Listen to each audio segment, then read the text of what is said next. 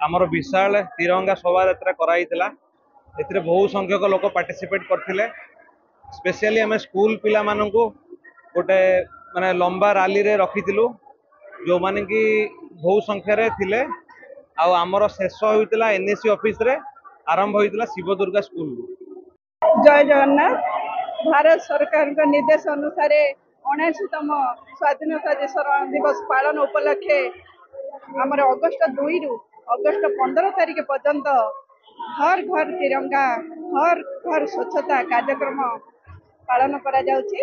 यार उद्देश्य होउछि माने प्रत्येक भारतीय नागरिक मानकर भितरे देश प्रेम जागृत हवा एवं राष्ट्रीय पताकार मान्यता को विकास करवा यार मूल उद्देश्य होउछि।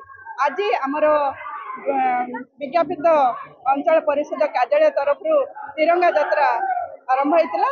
यह आमर जो शिव दुर्गा हाईस्कूल पाखु नहीं आमर ऑफिस पर्यंत यह स्कूल पिला माने एसएचजी महिला माने स्वच्छ साथी माने समस्त ऑफिस कर्मचारी माने समस्त सामिल होते।